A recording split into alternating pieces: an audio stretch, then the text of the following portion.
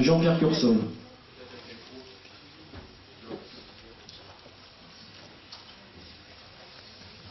Merci. Bon, Jean-Pierre Cursol. J'ai cru comprendre qu'on était dans l'année de la sécurité, qui avait proposé un certain nombre de sujets à étudier, à développer. J'en aurais éventuellement un autre à aborder. Mais d'abord vous expliquer pourquoi je pose cette question. Dernièrement, il y a eu un accident grave sur une machine qui a un outback. Et il se trouve que la gendarmerie qui est intervenue et les experts qui sont intervenus ont découvert que l'appareil était au-delà des poids autorisés. Au moment du crash, un minimum de 28 kg supplémentaires. C'est très grave. C'est très grave, non pas dans le sens que l'appareil est plus lourd, parce qu'ils sont tous ouverts dans le domaine de vol, ouverts jusqu'à 550 kg. Le problème, c'est que, et ce n'est pas un problème de courtier ou un problème d'agent général, les conditions générales stipulent que si vous sortez de la réglementation, eh bien vous n'êtes plus assuré en fait, ou partiellement plus assuré. Ça veut dire quoi? Ça veut dire que lorsque vous êtes assuré cash, si l'expert qui intervient précise à la compagnie que vous avez dépassé, que vous êtes au-delà des poids, eh bien votre appareil ne sera pas remboursé. Deuxième chose, en responsabilité civile, ils vont rembourser, il n'y a pas de problème. Seulement, ils se réservent le droit de se retourner contre le pilote. Et quand le pilote est mort, comme c'était dans cet accident, se retourner contre la famille.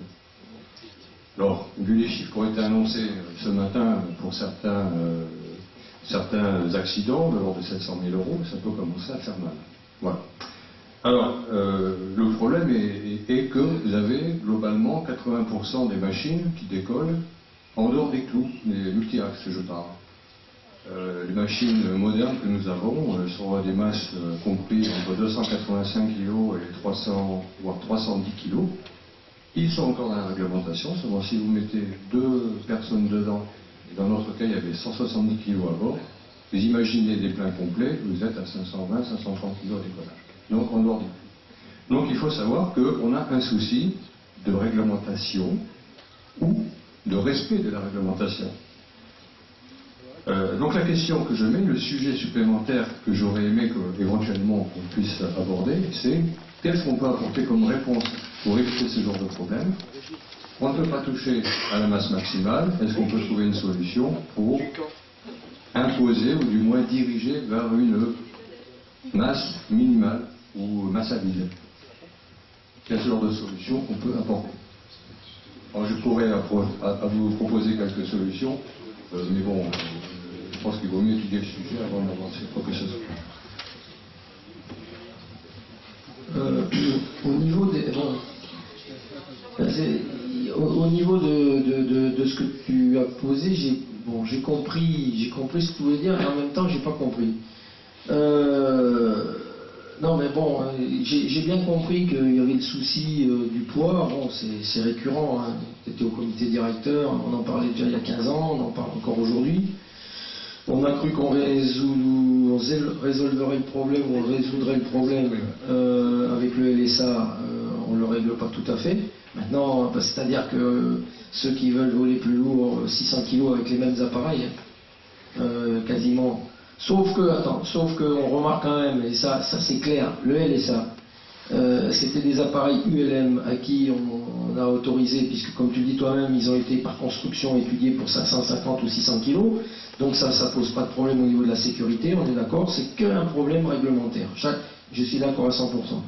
Simplement, on voit que déjà, dans le LSA, ils ont fait passer en LSA des appareils ULM, mais déjà ils commencent à les équiper autrement. Ils mettent un peu plus d'ailes, ils enlèvent le truc, ils mettent un peu plus d'instrumentation, etc.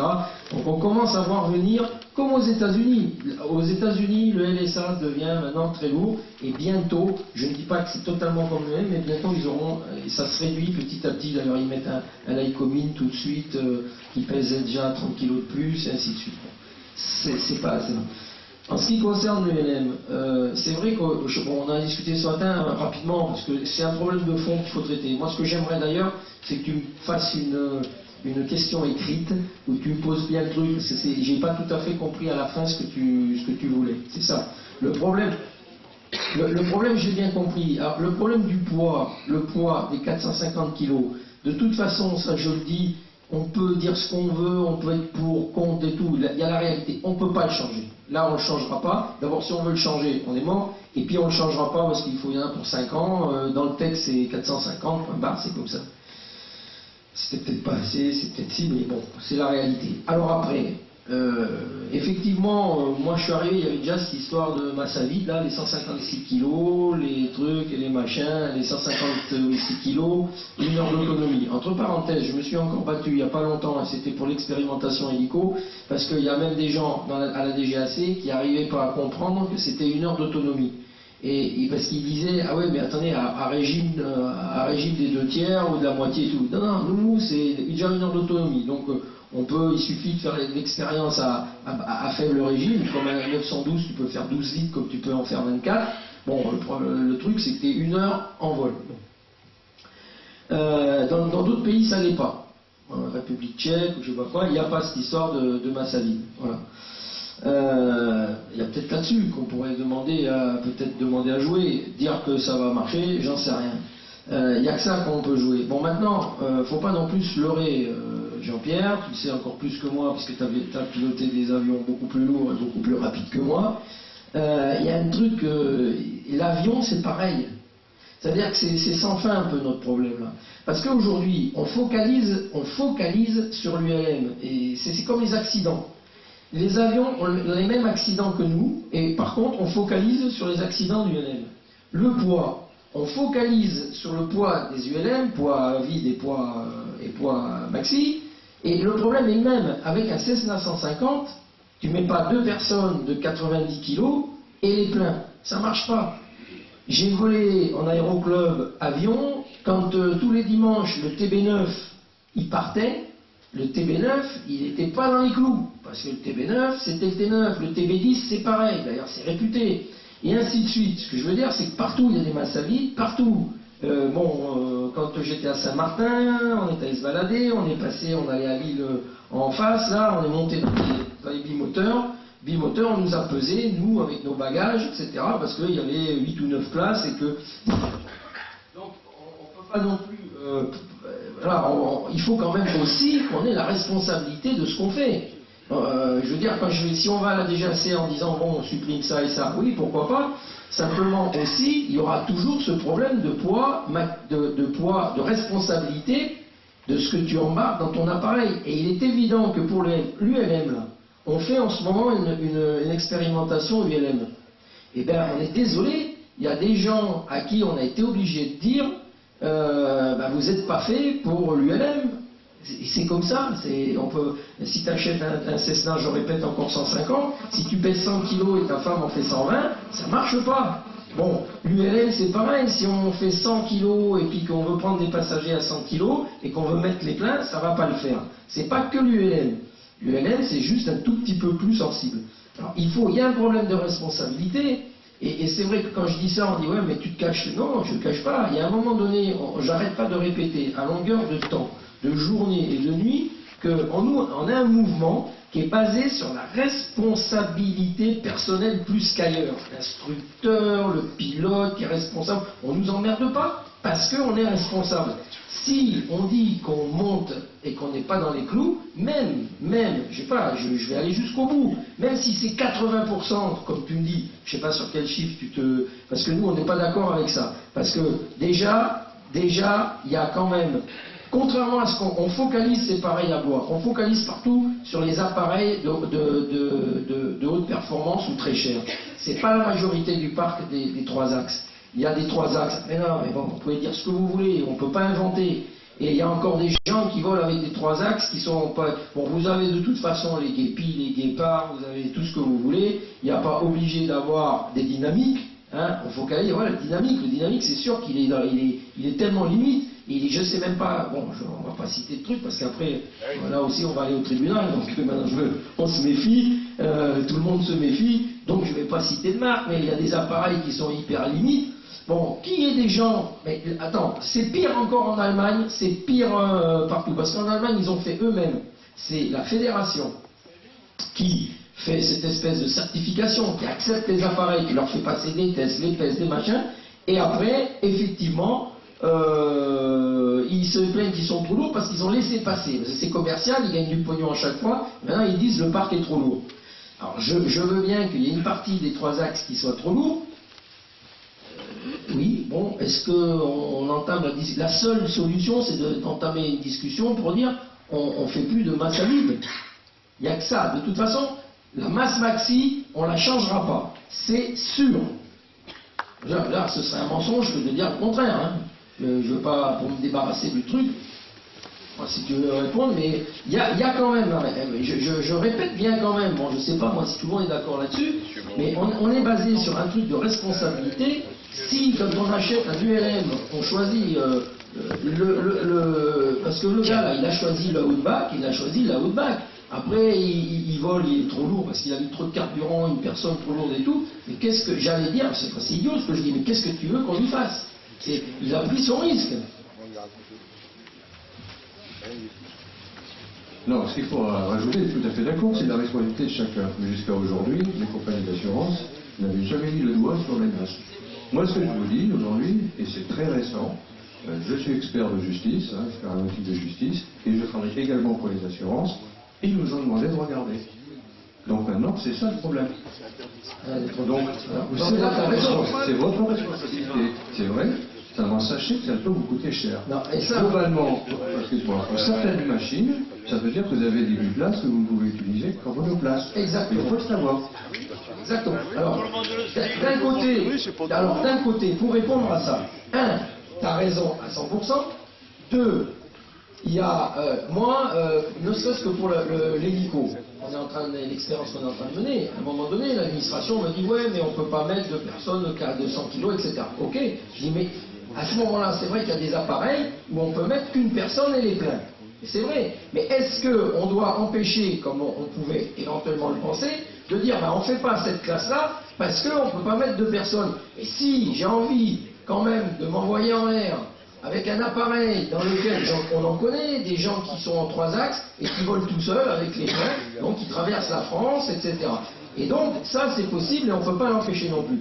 Là où je suis d'accord avec toi, en plus aussi, c'est cette histoire de responsabilité. Mais là, on a fait des articles dans ULM Info. Il y a aussi les baptêmes, là, quand on a un contrat d'assurance, ça fait 20 fois, 1000 fois, 10 000 fois qu'on dit qu'il faut que les gens lisent bien ce qu'il y a dedans.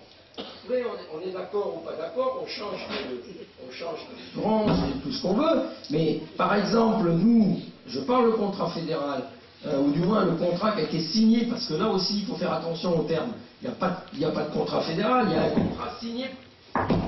contrat signé par la fédération. Et là, il est signalé qu'il faut, pour faire les baptêmes payants, je dis bien, que soit un président de club, quand il n'y a pas d'instructeur, soit un instructeur du club, ou quand on n'est pas dans un club, un instructeur qui a une adhésion à la Fédé, si, comme quoi, il reconnaît, l'instructeur qui prend une responsabilité en disant qu'il reconnaît que ce gars-là, il sait qu'il a les compétences pour emmener quelqu'un moyennant finance. Bon, l'instructeur, il le fait ou il ne le fait pas. S'il le fait, lui aussi prend une responsabilité. Et si le gars, il fait des vols sans ce papier-là, il n'est pas assuré. Et on a le cas cette année où un pilote de Nouvelle-Calédonie faisait et des baptêmes, et des baptêmes.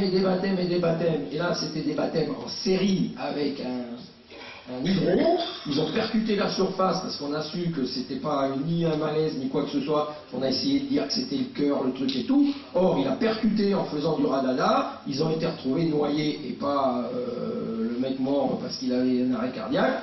Et résultat des courses, l'assurance, comme tu dis, va payer la veuve, enfin le veuf, parce que c'était le veuf, mais elle va se retourner maintenant contre la famille du pilote pour se faire rembourser. Et comme je disais ce matin, aujourd'hui, en plus, quelqu'un qui a 25 ans, qui a un gamin de 2 ans, etc., c'est, allez, 250 000, 300 000 euros. Je suis désolé de le dire, c'est comme ça qu'il faut parler. Bon, il est évident que moi, si demain je me tue, 63 ans, plus d'enfants à charge et tout, je ne vaux rien. Moi, je ne vaux rien. Et si vous avez 30 ans, que vous êtes en pleine bourre, 2 enfants à l'école, etc., ce qui explique les 700 000 euros. Et ce que tu viens de dire juste, c'est tout ça, ça impacte sur nous, parce qu'à un moment donné, on aura tellement des assurances tellement chères, et on aura des assurances tellement chères, des prix de carburant tellement chers. Là maintenant, il nous dit bientôt il n'y aura plus de 98 et 91, d'accord, mais comment on va aller le chercher? On n'a pas résolu tous les problèmes aujourd'hui. Et ce qu'il a dit, c'est à la fois passionnant, surtout que moi je suis à Gap et qu'on va mettre de l'essence dans le truc. Donc c'est bon. Et bon voilà. Alors tout ça pour dire que c'est lié sur cette histoire d'assurance. Et c'est vrai qu'il y a une histoire de responsabilité, mais honnêtement, Jean-Pierre, c'est la même pour l'aviation globale. Tous les dimanches, il y a des mecs qui décollent hors les clous. Tous les dimanches. Et que quand on fait de l'ULM, c'est vrai qu'on ne peut pas tout avoir. C'est-à-dire les foules pleins avec 80 litres maintenant. Les gens, ils disent, bon, là, les importateurs, exportateurs, tout ce qu'on veut. Les mecs, ils demandent des 80 litres de réservoir, etc. Mais on ne sera jamais dans les clous à ce moment-là.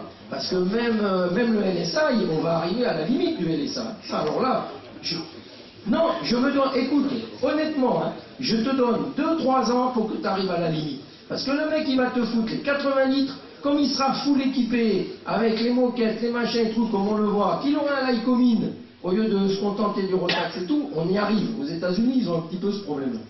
Donc le problème que tu as soulevé, c'est de demander, bon, pourquoi pas, je peux poser la question. Pourquoi pas ne pas faire, par exemple, comme là aujourd'hui, on a un appareil, donc cette expérimentation, peut-être qu'il pourra marcher dans un autre pays, il ne va pas marcher chez nous, parce que nous, on a cette histoire de poids. Parce qu'en réalité, on parle toujours de 450 de limite supérieure. En réalité, en France, on a 2 limites. On a une limite de poids supérieure au décollage, mais on a une limite de poids à vide. Bon. Donc voilà. Alors maintenant, là aussi, c'est aussi inciter les constructeurs à faire léger quand même.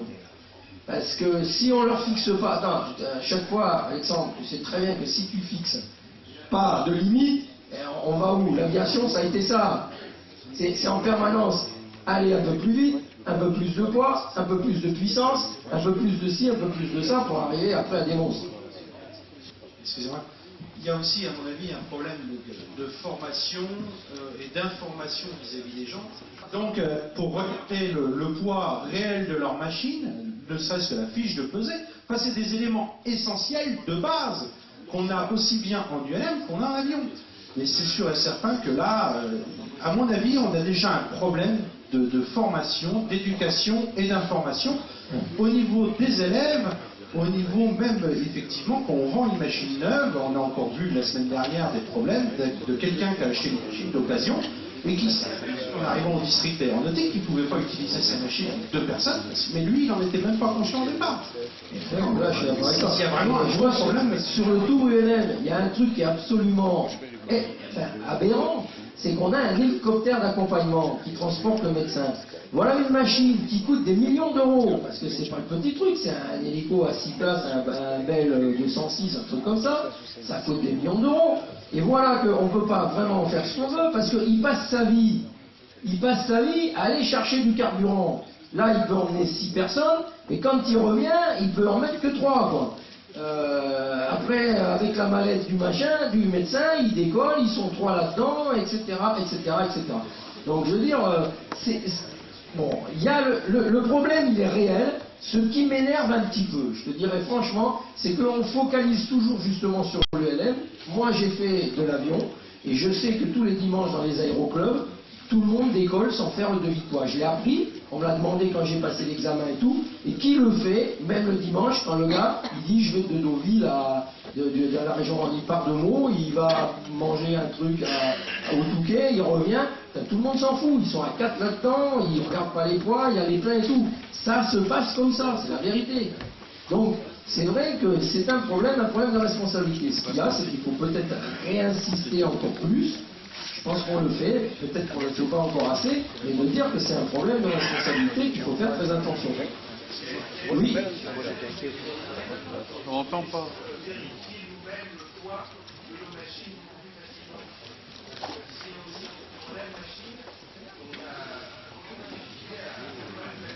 Non, mais là, je suis d'accord avec toi, mais ça, c'est comme quand tu achètes une voiture. Mais là, après, on arrive à des aberrations qui sont terribles. Mais les balances, tu prends 3 balances Terraillon, hein, tu les mets sur tes 3 roues, ça marche. Hein. Pas de publicité. Moi, attends, alors, si, ça marche. Alors, ça va pas marcher, ça marche pas au grand près. Mais moi, je peux te dire que des expériences qu'on a fait dernièrement, quand tu as 70 kg de différence, tu les vois. Ah ouais. Ouais. Maintenant, moi, je vais vous dire, l'administration parle effectivement de... Moi, je me suis toujours opposé, je me bagarre pour que... Et je suis prêt à me bagarrer, à vous demander d'intervenir avec moi. On dit, oui, on va faire des campagnes de pesée. Et ce que je me refuse, c'est à accepter qu'on vienne justement peser les pilotes, les appareils sur les terrains, parce que on achète un appareil. Moi, bon, Jean-Yves est là, je lui ai acheté, je ne sais pas s'il est encore là, Jean-Yves, ouais, je lui ai acheté un Tanag, il y avait une fiche de pesée, moi je ne l'ai pas repesé chez moi. Hein. Alors voilà, si on doit maintenant commencer à peser nous-mêmes les appareils, mais pourquoi pas? Mais pourquoi pas? Et après, on a une fiche de pesée déjà. Alors il faut exiger, ou alors il faut exiger que la fiche de pesée soit faite, si on veut prendre ses responsabilités. Bon, moi j'ai confiance à la création, mais il est évident que si on achète un appareil ailleurs, on peut exiger, ça c'est une piste aussi, on peut exiger que la fiche de pesée soit faite devant nous. On va chercher l'appareil et on dit au gars, tu le pèses devant moi. Autrefois, il y avait une fiche constructeur avec la pesée. Mais c'est pas ça aujourd'hui. Aujourd'hui, tu as une fiche de pesée individuelle de l'appareil numérotant que tu as acheté. Voilà. Donc normalement, cette pesée, c'est celle de ton appareil tel qu'il t'est livré. Pas la même chose. Avec son équipement. Ça veut dire que, et c'est là que j'ai dit à l'administration, si vous voulez faire des pesées, faites des pesées, je vous y encourage, mais faites de pesées chez l'importateur au moment de la livraison de l'appareil.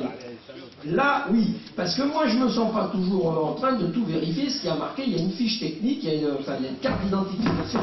Ça, on peut vérifier, mais il y a une fiche d'identification avec un dossier. Et ce dossier, je suis moi quasiment incapable de lire ce qu'il y a dedans. Là, je vois le truc pour les hélicos. Bon, moi, je sais tout ce qu'il y a marqué là-dedans, j'y connais rien, honnêtement. Donc, on fait confiance, on achète un appareil, il y a une fiche de pesée. Alors, la première, c'est d'exiger que... si on peut faire un article là-dessus, c'est d'exiger et y revenir. Se faire un article, c'est rien. Tu fais un article, mais 5 ans après, c'est de nouvelles personnes. Donc, il faudrait peut-être exiger que la pesée se fasse avec l'acheteur. Et d'ailleurs, je ne voudrais pas insister là-dessus. Vous en tirerez vos conclusions vous-même. Mais dernièrement, il y a eu une pesée d'exigé et le constructeur a récupéré la machine pour la ramener dans son pays d'origine. Il y a quelques jours. Ce qui veut dire qu'on avait tout dit là. Bon. Donc effectivement, pourquoi pas lancer une campagne, on dit nous, on livre, quand on livre, on exige que la pesée se fasse sous nos yeux, ou qu'on la refasse. Parce que là aussi, après on rentre dans les détails, si on veut aller chercher sa machine et voler avec, en général on a déjà tout envoyé pour avoir l'identification et pouvoir voler avec. Mais qu'est-ce qui empêche? Je ne sais pas, Jean-Yves, techniquement, quand je vais chercher l'appareil, si je demande la pesée, est-ce que ça pose un gros problème que de le peser là? Vous avez vos balances, etc. Ah oui, on a un système en fait de pesant, on a un talent et en fait toutes les machines sont levées. Ce que je veux dire, si moi j'arrive, quand je suis venu chercher mes machines, si je te dis, là j'ai la fiche de pesée à 255 kg, ou à 250, à 240, bon, ok, est-ce que tu peux me la peser pour que je sois sûr quand je parle que c'est la vérité? Est-ce que ça te posera un problème? Voilà. On peut exiger ça. Ah oui. Si la personne, et on l'a vu pour l'exemple que je vous donne de l'appareil où l'administration a fixé une date de pesée et que l'appareil est rentré dans son pays d'origine avant la pesée, si la personne dit ah ben non, moi je peux pas la peser, on l'achète pas et c'est que ça cache quelque chose. Ça c'est clair. Oui, Alexandre.